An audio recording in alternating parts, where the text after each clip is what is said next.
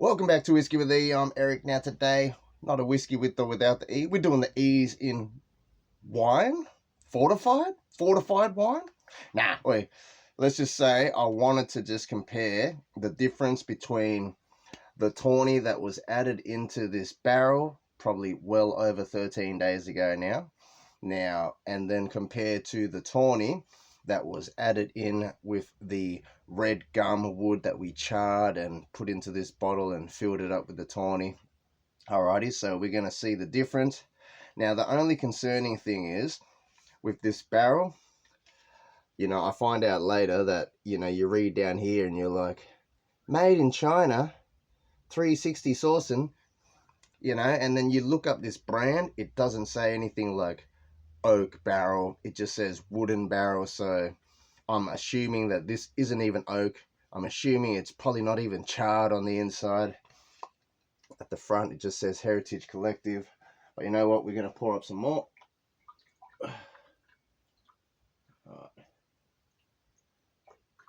Alrighties, I just attempted to try to do this and it cut out as per usual. So we're turboing through. Alrighties, so this is the one how we have had it sitting in this bottle with the Redgum charred wood chips for probably over 5 days now. Obviously there's not much left in here. Let's just say Origin Game 3 decider. I decided to have a taste of this and it was at a very nice lovely point, so we don't have much left in there, but we are going to pour up some extras. Here we go. Look at that. Alrighties. Here we go. Now, looking in the light, this is like vibrantly red. Alright. That is like a ruby red. It's like a ruby port. Now, when you're looking at this one in the light, I don't know if you guys can see it, but it comes out like a tawny, almost like a orange kind of brown color.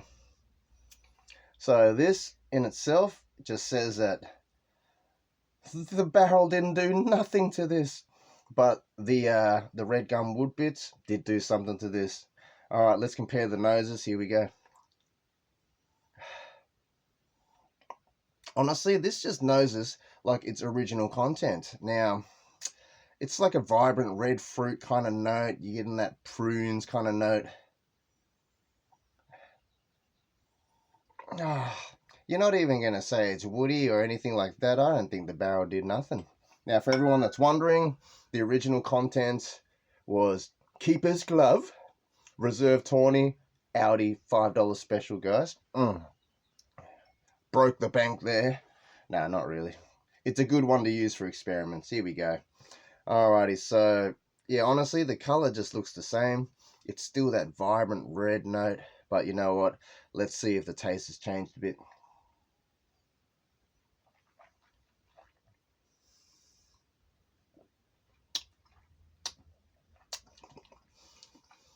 Still vibrantly sweet, guys.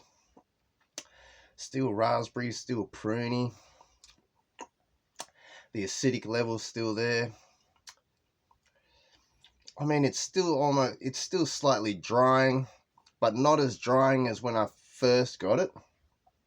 So maybe the barrel took away some of the drying element. You know what? Let's try some of the one that we had in the bottle with the Australian Redgum Charred. Here we go. On the nose by itself, you're getting all this Redgum influence. You're getting this charred barrel influence. You know what? It's not like a smoky vibe like a Lagavulin Scotch or anything like that. Not like an Isla. This is more like you're smelling some burnt charcoal. Like some charcoal that has just recently cooled down or something, and you're getting that charcoaly, smoky, charred barrel kind of element. Yeah, the raisins, the sultanas is there intermingling in the background, but it's not vibrantly jumping out like the red fruits kind of vibe like this one. Like this is just sweet. Now this is more balanced with the woody, the red gum, that char barrel vibes. You know what? Let's have a taste, guys. Cheers, everyone.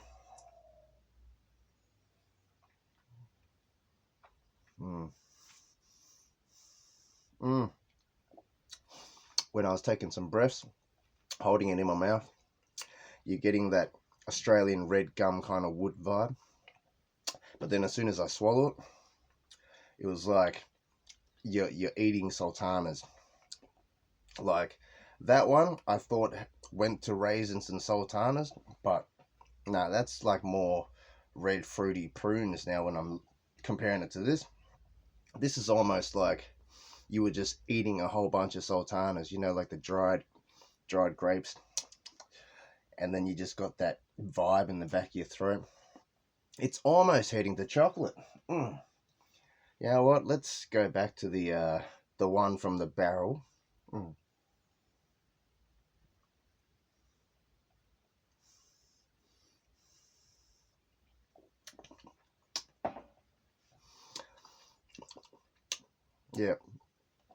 Yep, that raisiny sultana vibe. It's not as prominent on the finish, and obviously there's no red gum, there's no charred element at the front of the palate. That's boring. That's boring. Back to the the in the bottle experiment. See, look at this. It is practically empty, guys. So this is the tail end of the experiment, but at least I'm going to get to share my thoughts with you. Honestly, the nose itself is like a well-aged port. It's got more complexities in it, and the taste itself has become more raisins and sultanas. But anyways, let's have another taste. Cheers, everyone.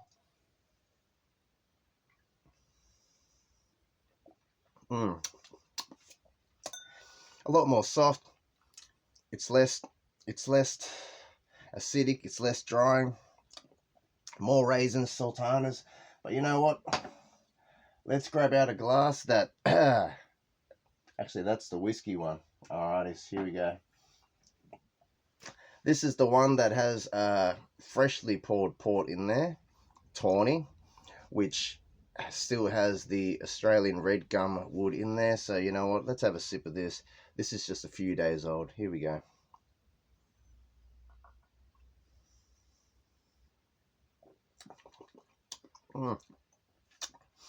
The element of the red gum is there. You're getting this charred barrel note, but the finish wasn't as long as that. This one right here. Obviously, this has had more days. This still looks vibrantly red in the light, whereas this looks light kind of brown, kind of orange, if that makes sense. Alrighties. Now, for everyone that's wondering, like for example, after when this cup gets emptied, right? You know, I had the freshly emptied wood in there, and then I filled it up with some Wild Turkey 101. I ended up sampling that on the 101 review. Then I filled it up again with some more 101, and this is what we got out of it. So, like, comment, subscribe, tune in for the next episode. We are going to compare the 101 red gum finish to the Baker's 107 red gum finish, and just see if the used version, you know, let's just say the Baker's 107 was a lot more fresher. You know, the wood was more fresh. The 107s come in after the one. I mean, the 101s come in after the 107. Anyways, I'll explain it to you all on the next episode. Drink responsibly. Like, comment, subscribe. You're all appreciated. Let's just say this version beats